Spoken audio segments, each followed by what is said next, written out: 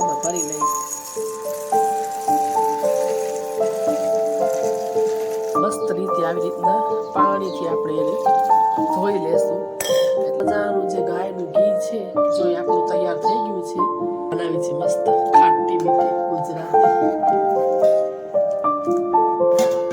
જો ઘઉં ભરીને રાખ્યા છે, બસ હવે મૂકવા જવાનું છે, ડબ્બાને મૂકી આવું અને હાલો બેસીને ખાઈ લઉં। ચલો આવી જાઓ બધા, જેને ફ્રૂટ ખાવું હોય ને આવી જાઓ।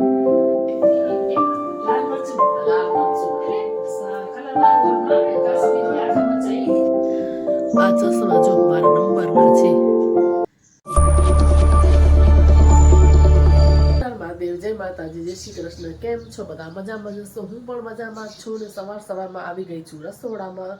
હમણાં જો સસરા ગયા એના માટે ચા નાસ્તો બનાવ્યો હતો, તો બધું હજુ એમ જ પડ્યું છે, કેમ કે રોટલી હમણાં જેને બનાવીને દીધી અને કીધું એ પછી જ કરું ત્યાં સુધી અહીંયા કરે ઘી બનાવવાનું છે। તો માખણમાં છાશ નાખીને કાલ રાત્રે રાખી દીધું હતું, એટલે મસ્ત મજાનું બ્લેન્ડ કરી લીધું છે, માખણ ઉતારી લીધું છે અને 2 ટ્રે છે ને એની અંદર મેં આમ બરફની નાખી દીધી છે, એટલે મસ્ત મજાનું માખણ છે ને આસાનીથી આપણે નીકાળી શકીએ। એટલે હવે આ માખણ કાઢી લઉં ને પછી ઘી બનવા માટે મૂકી દઉં। એટલે સવારમાં કાંઈક આવી રીતે આપણું રસોડામાં ચાલે છે। એટલે આ પછી જ સાફ કરું, પહેલાં બ્લેન્ડ કરી લઉં એટલે બધા એક ભેગા વાસણ છે ને એ ધોવાઈ જાય। એટલે હવે પહેલાં તો માખણ કાઢી લઉં અને પછી ઘી બનવા મૂકી દઈએ। તો જો આ માખણ મસ્ત મજાનું બરફ નાખીને એટલે નીકળી આવે, તો બધું માખણ કાઢી લઉં, પછી એને 4 થી 5 વખત પાણીથી વોશ કરી નાખશું। એટલે માખણ પછી એથી ઉકાળીને ઘી બનાવીને ત્યારે બહુ જ બેડ સ્મેલ આવે, એટલે 5 થી 6 વખત પાણીથી આપણે માખણને જો વોશ કરી લઈએ તો બિલકુલ જ બેડ સ્મેલ છે ને ઘરની અંદર આવતી નથી। તો માખણ કાઢીને પછી એને હું ધોઈ લઉં। જો હવે આને મસ્ત રીતે આવી રીતના પાણીથી આપણે એને ધોઈ લેશું। એટલે બધું જ્યાં સુધી વ્હાઈટ છાશ જેવું દેખાય ને એકદમ ક્લીન પાણી ન થઈ જાય ને ત્યાં સુધી એને વોશ કરીશ। તો એવી રીતના આપણે માખણ કાઢીને ઘી કરીએ છીએ તો બિલકુલ જ વાસ નથી આવતી। અહીંયા ઘી બનવા મૂકી દીધું છે અને આવી રીતના જો બનવાનું સ્ટાર્ટ થઈ ગયું છે। અને હવે ત્યાં સુધી આપણે જે આ રસોડાનું કામ છે ને એ કરી લઈએ। જો બધા વાસણ ને બધું પડ્યું છે ને એ બધું સાફ કરી લે, ચાયના વાસણ ને આ ઘી બનાવીને માખણ કરીને બધું ચીકણું થાય, એટલે મસ્ત મજાનું પ્લેટફોર્મ કરી લઈ સાફ। ત્યાં સુધી સાઈડમાં આપણું ઘી પણ થઈ જશે અને પછી આજ ઘરનું જે કામ છે ને એ કરી ઝાડુ ફટ્ટા ને બધું, પેલું રસોડું જે ચીકણું થયું છે ને એ કરી લઉં, નકર હું રસોડું છેલ્લે કરું, પણ આ ચીકાસ બહુ છે ને પહેલાં એને સાફ કરી લઈ। ચાલો, બસ મજાનું જે ગાયનું ઘી છે જો એ આપણું તૈયાર થઈ ગયું છે। હવે ઠંડુ થોડુંક થઈ જાય ને ડબ્બામાં ભરી મૂકી। તો આ ઘી છે ને દેશી ઘી શુદ્ધ ગાયનું 1/2 કિલાથી પણ ઉપર નીકળ્યું છે મલાઈનું, એટલે હજી પણ ગરમ છે, ઠંડુ થઈ જાય પછી ડબ્બો બંધ કરીએ। એટલે શુદ્ધ દેશી ગાયનું ઘી ઘરનું। આ ચશ્મા જો મારા નંબરના છે, પોણો કંઈક નંબર છે મને, પણ હું પહેરતી નથી, એમને પડ્યા છે, તો હું પહેરતી જ નથી, એમને પડ્યા છે। આજે હસબન્ડ વટતા હતા કે એમ ટીવી જોવામાં પેર નકા નંબર વધી જશે।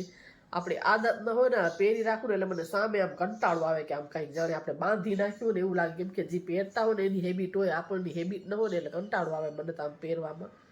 પણ આજ મેં ચાલુ પહેરવું, કેમ કે આ કરાવ્યા છે મેં કંઈક 5200 કે 5300ના ચશ્મા, કેમ કે નજીક ને દૂરના 2 નંબર છે મને। નજીકના છે એટલે ડબલ કાચવાળા આમ નિશાન ન પડે ને એટલે મોંઘા થયા છે, નકા સોરી નજીકના જે ચશ્મા હોય ને એમાં આવી રીતના નિશાન પડે ને તો એ સસ્તા થાય, આમાં જેમ દેખાતું જ નથી, એટલે દૂરના નજીકના બંને સાથે છે એટલે કાંઈક મોંઘા થયા છે। કાચ કાંઈક અલગ છે કે આમ નિશાન ન દેખાય, એમ કેવા લાગે ખબર નહીં, પણ પહેરવા તો પડે ને। આજ થોડીક મારી આંખ દુખતી હતી એટલે વટ પડી ને એટલે ચાલો પહેરી લઉં। આ રોસ્ટેડ પમ્પકિન સીડ્સ છે, પેકિંગ ખોલી જ નથી, હું ભૂલી જ ગઈ છું, જેમ લીધા ને મેં ખાધા જ નથી, નકર થોડા હું ખાઉં। જે ડાયટ કરતા હોય ને એના માટે બેસ્ટ છે એકદમ। જો વચ્ચે ભૂખ લાગે ને એવું થાય ને તો ડાયટમાં થોડાક આમ ચપટી ખાંડ ખાઈએ ને તો ભૂખ પણ ન લાગે ને હેલ્થ માટે પણ સારા છે। ચાલો, અમારા મગજમાંથી નીકળી ગયું છે। આ કડવા ચોથનો કદાચ તમે વ્લોગ જોયો હોય એમાં મેં દેખાડ્યું હતું કે ડ્રાય ફ્રૂટ બધું આવ્યું ત્યારે આવ્યું હતું, પણ પછી હું ભૂલી જ ગઈ છું અને રાખ્યું ને તો મેં ખોલ્યું જ નથી। ચાલો હવે ખોલી લઈને થોડુંક ખાઈ લઈ પછી રસોઈ કરીએ। ઘરનું કામ તો બધું જ કરી લીધું છે, ખાલી રસ જો આમાં ભરી લઈ।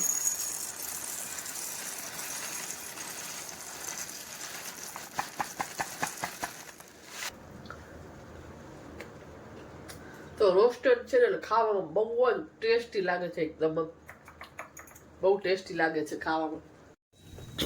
દિવાળીની મીઠાઈ જો હજી હાલે છે, એમને ભર્યા પડ્યા છે, ખવાતી નથી. ને આ બાજુ મસ્ત મજાની જો દાળ છે ને, જો આપણે ગુજરાતી ખાટી મીઠી ઉકળે છે, અને લીલા મરચા મસ્ત મજાના તળી લીધા છે. દાળ બનાવી છે મસ્ત ખાટી મીઠી ગુજરાતી. જો સરસ મજાની દાળ થઈ ગઈ છે, ભાત થઈ ગયા છે, હવે ખાલી બનાવવાની છે રોટલી. એટલે ગરમા ગરમ રોટલી બનાવીએ ને જમી લઈએ. સાંજના 4:45 વાગી ગયા છે. થોડી વાર આજ સૂઈ ગઈ હતી, થોડી વાર તો નહીં, કલાક 1.5 કલાક સૂઈ ગઈ હતી. આજે થોડી આંખ દુખતી હતી ને, એટલે કાંઈ ઉકલતું નહોતું. હમણાં ઉઠીને કપડાં બધા ઢગલો પડ્યા હતા ને ઘડી કર્યા. નકર કપડાં હું કોઈ દિવસ રાખવું જ નહીં. જો મને મજા ન હોય ને તો જ કપડાં રહી જાય. અને હવે આ જો લોટનો ડબ્બો પડ્યો છે ને, આને જવાનું ચક્કીએ મૂકવા. અહીંયા જો વાસણ પડ્યા છે એને પણ ચડાવવાના છે, એટલે દેણું દરાવવા જવાનું છે. જો ઘઉં ભરીને રાખ્યા છે, બસ હવે મૂકવા જવાનું છે. ડબ્બાને મૂકી આવું. પેલા થોડુંક કંઈક બેસીને ફ્રૂટ છે ને એ થોડુંક ખાઈ લઈ. શું ખાવું એ વિચારું છું. તડકો આવે છે રસોડામાં મારો, અત્યારે તડકો આવે એમ સામે જ બારીમાંથી. તો આ એપલ પડ્યું છે, તો સફરજન સુધારીને ખાઈ લઈએ. તો મસ્ત મજાનો જો એપલ છે ને એને કટ કરી લીધું છે, અને હાલો બેસીને ખાઈ લઉં. ચાલો આવી જાઓ બધાએ, જેને ફ્રૂટ ખાવું હોય ને આવી જાઓ. હમણાં છે ને થોડુંક બધું મારું રૂટીન કામકાજ છે ને એ બધું આ દિવાળી આવીને એટલે બધું વિખાઈ ગયું છે. મીઠાઈ ને બધું ખાવાનું વજન પાછો વધી ગયો છે, એટલે મીઠાઈ બહુ ખાઈ લીધી. હવે થોડું પાછું બધું લેવું પડશે. એટલે જે મારું રૂટીન હતું ને હમણાં નીકળી ગયું છે કે સાંજે ઉઠીને ફરજિયાત એક ફ્રૂટ ખાવું ને એ રીતે બધા મેં રૂટીન બનાવીને રાખ્યા હતા. એટલે હવે ધીમે ધીમે પાછું જે છે ને એ બધું લેવું પડશે. એટલે અત્યારે ફ્રૂટ ખાઈ લઉં ને. આમ તો મને ફ્રૂટ ભાવે જ છે, એવું નથી ભાવતું. ઘણાને એવું હોય કે ફ્રૂટ ના ભાવે. મને ને મારા દીકરાને બેને ભાવે. કે મારા હસબન્ડ ઓછું ખાય, બાકી અમે મારા દીકરો તો બે ઉઠીને ખાઈએ જ. એને પણ જોઈએ મમ્મી ઉઠે ને સાંજે 4 વાગે બધા છોકરાઓ કેમ ચાય પીવી, એટલે મારો દીકરો કહે છે મમ્મી ફ્રૂટ સુધાર દેજો. એટલે મને એ હેબિટ બહુ જ ગમે છે એની. એટલે એ પણ બધા ફ્રૂટ ખાય. એટલે મેં નાનકડેથી જેને હેબિટ નાખી જ છે. એટલે એ ખાય એટલે બહુ કચરા ખાય એના કરતાં ફ્રૂટ સારા. હું એને એમ જ કહું કે કચરા નહીં ખાવાના, ફ્રૂટમાં ભલે પૈસા જાય પણ પડીકા અને ખાય ને એના કરતાં ફ્રૂટ બહુ સારું. જે ભાવે ને એ લઈ આવું એના માટે. અને મને પણ ભાવે જ છે ફ્રૂટ.